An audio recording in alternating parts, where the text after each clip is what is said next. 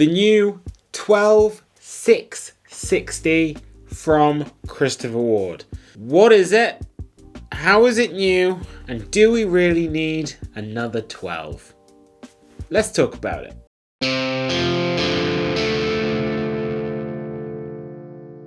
Christopher Ward's 12 line. It's big at this point. It's sort of essential for the brand. It sells a lot, and it goes all the way from 36mm up to, I think, 42mm if you look at the logo and stuff as well.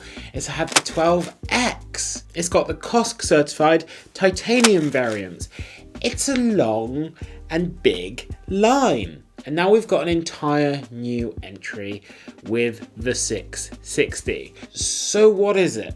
And how's it different? Well, to start off with, it's being slightly, I think, angled as a bit of a dressier option.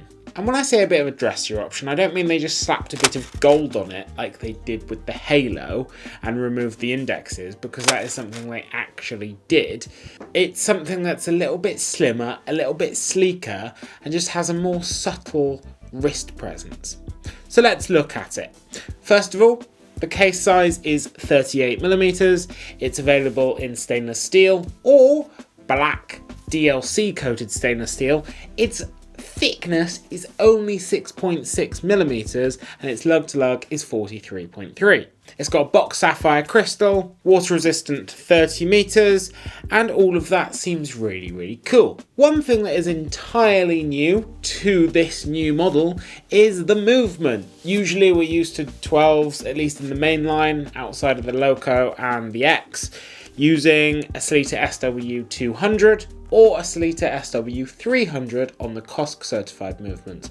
This actually is a brand new movement for the 12 line, and it's the SW210 1B.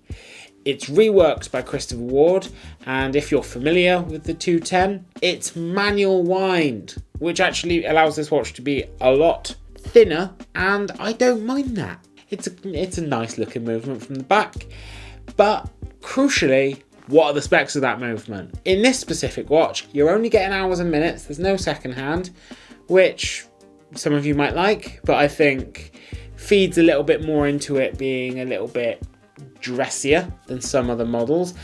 And it's only got a 45-hour power reserve, which for a manual wind watch, I would be liking at least 50-ish.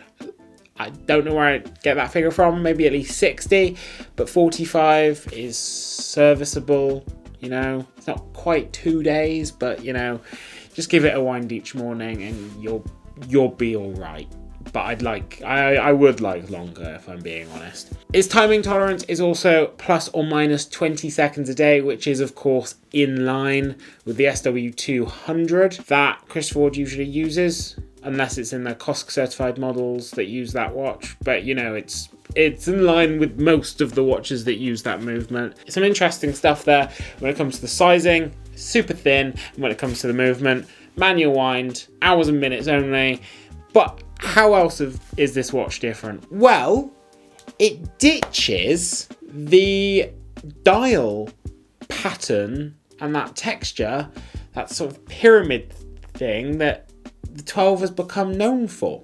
It allows the watch to be thinner, which is really good, and also gives it that more subtle wrist presence that I mentioned.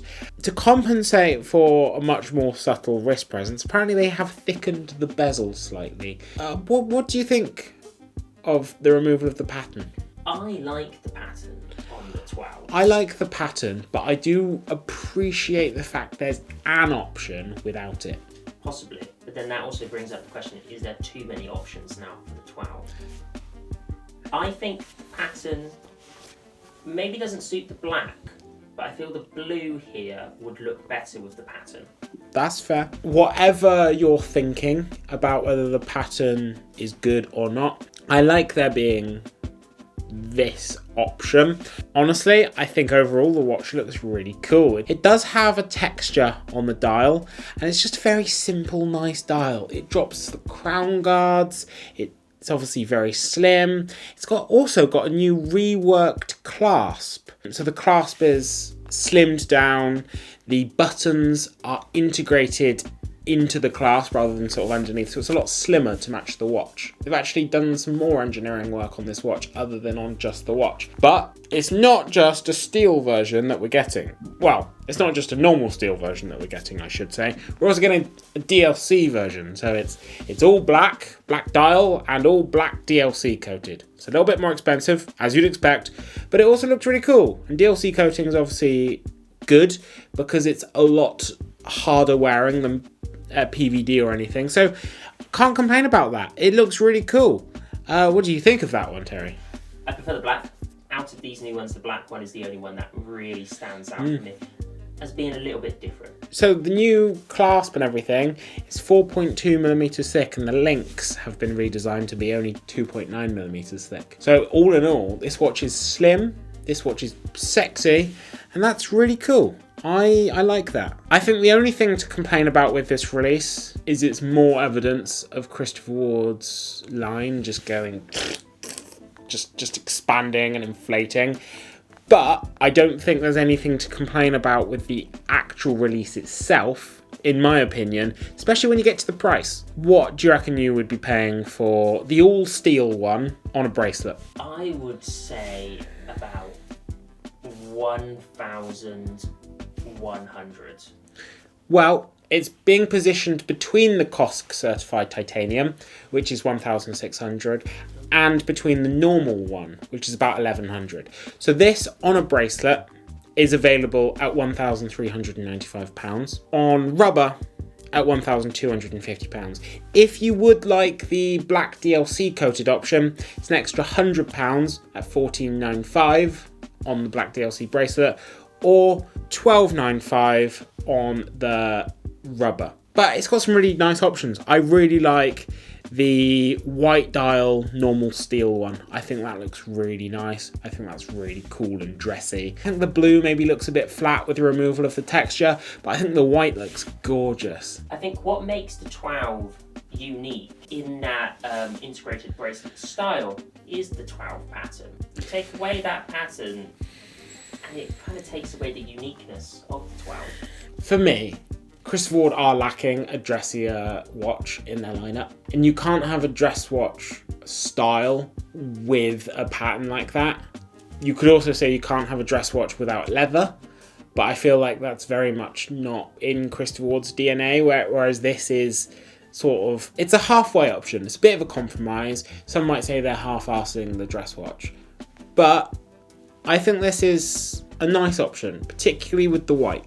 Obviously, would you get a black DLC coated dress watch? No, but it's also cool to have. Some might say this release makes no sense, but I really want to like it.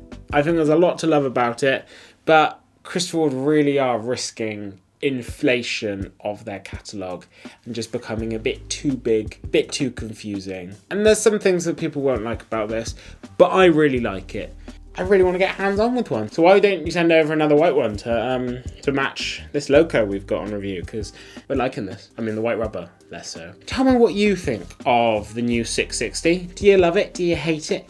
How would you rate it? And whilst you're down there, why not like, subscribe, ding that bell icon so you never miss another video, and why not click that join button, support the channel directly, just like all these wonderful people on screen now. Look at their names and how amazing they are and how amazing you are, because you've watched this far into the video, so thank you very much, and watch yourselves. But also, not an expert at hats, watchyourself, George.com. Peace.